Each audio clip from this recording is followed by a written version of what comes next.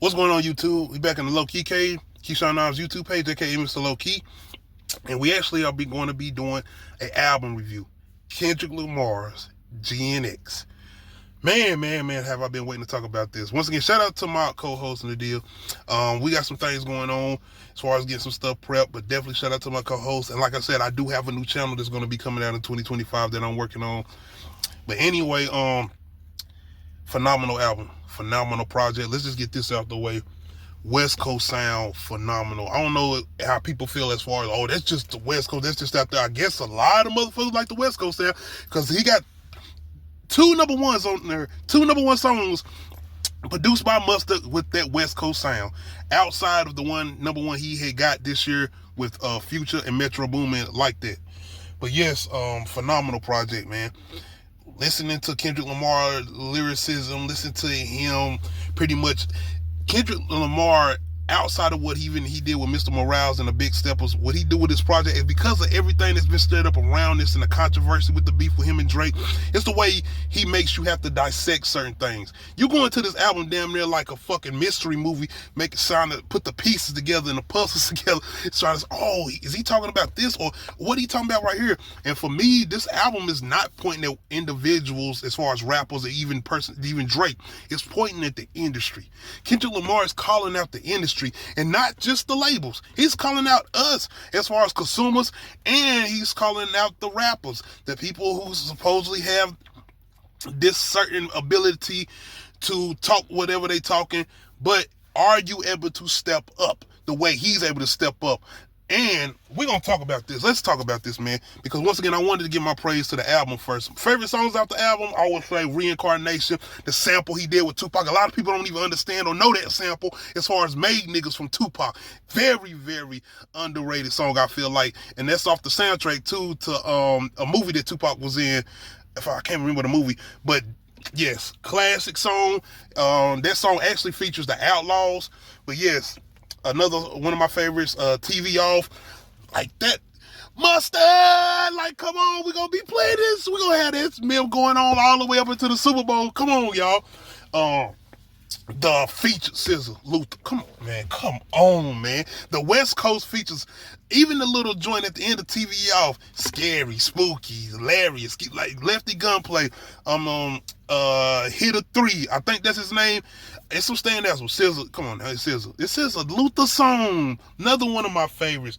Most of the songs on here I like. This is a no-skip project in my opinion. It's an absolutely no-skip project. These are the albums that I put up there. I'm not comparing it to them. I'm not saying it's better than them. I gotta sit with it. It's longer, but the Get Rich or Die Tryings, you don't skip. Thug Motivation 101s, you don't skip. Pink Friday, Nicki Minaj, you don't skip. Them the type of projects that I'm talking about where you just don't skip nothing. Project Pat, Gorilla Pimp, you don't skip that. Is that the name of that album?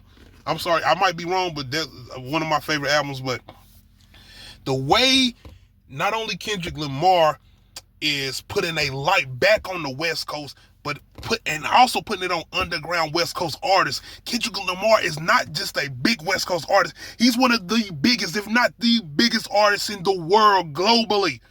Biggest artist in the world. And what he's doing for the West Coast as far as just the sound, the rapping, and just everything about the West Coast, and he's putting it at the forefront. And this album doesn't take anything away from that. And the fact that I feel like this is an album, this might not even be the album that he was designated to drop. This sounds like an album that he went in and tweaked a little bit and said, yo, I'm gonna go ahead and drop this album. People was calling this a mixtape. It don't sound like a mixtape to me, but the fact that more than likely he got another body of work that's coming that's gonna be probably more powerful with like To Pimp a Butterfly or Mr. Morale and the Big Steppers. Not a conscious album, but an album that's really talking to your soul like he always does with his projects. And I never understood the notion with calling Kendrick Lamar or saying he makes backpack music. He's always represented the West Coast and talking about coming from that street element of the West Coast and just overall West Coast. I didn't never get backpack rap from that. Anyway, maybe people are too stupid to understand certain shit or listen to an artist like Kendrick because they don't want to have to think or process stuff. Anyway, With all that being said, in the praise for this project and the sound, the production, Mustard, not only that too, him putting Mustard back on the front as far as the producer. Once again, this is for Kendrick. I'm gonna be honest now. This Mustard sound, I don't feel like that's gonna just bring the Mustard sound back, because there's been a lot of people who's been still using that Mustard sound that has not been able to make it stick like Kendrick has. YG is one of those people who I feel like who's came back to it but not able to do it like he did as far as having that first stardom that he had when he first came out as far as YG with the Mustard sound. Ty Dolla Signs. There's a lot of people from the West Coast that I feel like was pushing that Mustard sound, and even people outside of the West Coast, but I feel like it did tone down, give or take. Shout out to Onzo, Bigger Ford Entertainment. I'm gonna give you this. Yes, that beat is similar to a lot of couple different songs with the way he does or produce his songs. It's a similar beat pattern. It is. Does that take away from me liking the song? Hell no. I love them songs. TV Off, Not Like Us, which is not on the album, by the way, as far as Not Like Us. Squabble Up. He got another one over there that's kind of like a hyphy song, like the E40 type shit that he was doing back in the day. I love it. I forgot the name of that song. My guys. Anyway, have you ever seen the way Kendrick Lamar, I almost want to say, he damn near doing Drake almost more. Can I say that? Or do y'all feel like that's not possible? Like, the way 50 did Ja Rule, and we got to put some respect on Ja Rule's name too. Ja Rule didn't sue nobody. Ja Rule didn't sue shit. He took his shit, he did, give or take, that man took down not only him, but his record label, man. Y'all kill me with the feds and all. No, nigga. G-Unit, 50 Cent took them niggas down. Aftermath. Once that nigga started talking about Eminem's daughter as far as Ja Rule, that shit was over. But anyway, shout out to Ja Rule too, because you stood your ground. You talked your shit. Hey, that bar that he said about Eminem's daughter, he went there, and by the way, that's probably cause and effect as far as the way Eminem in the Aftermath came on Y'all Ass and Murder Inc., but still, he stood his ground. He didn't sue. For Drake to be suing this man from a diss song, give or take, he is calling Drake a pedophile in the song, give or take, he got Drake out here suing his own label. He got the man suing his own label, y'all, come on.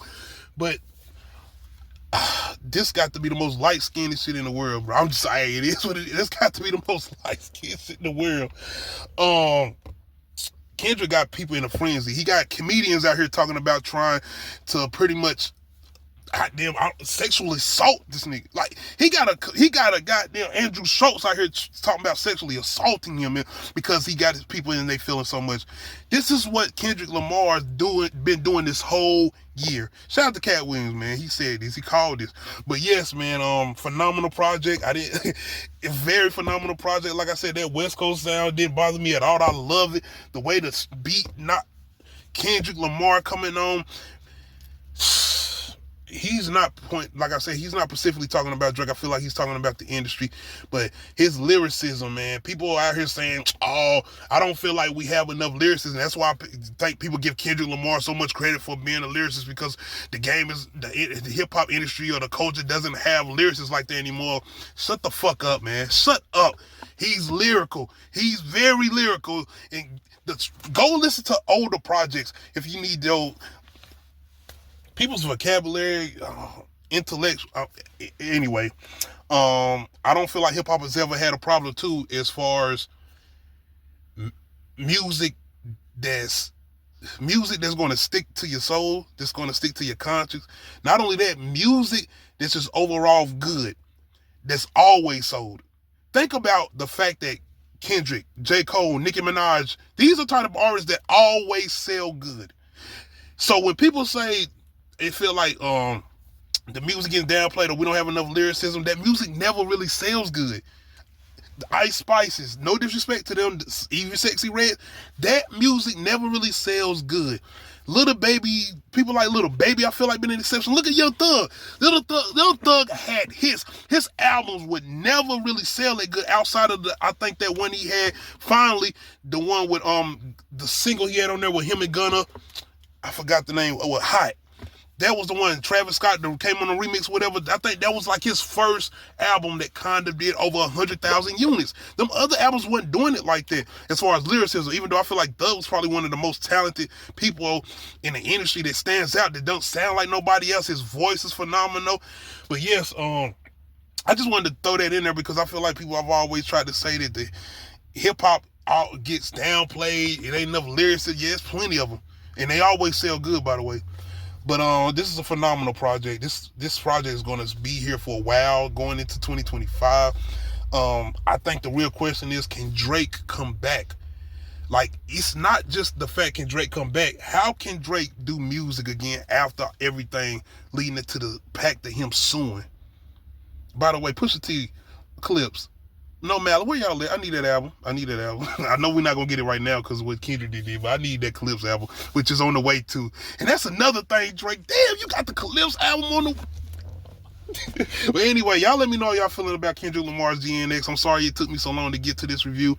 Once again, outside of me just sitting with the album, I have a lot of things going on in my personal life that I'm just taking care of.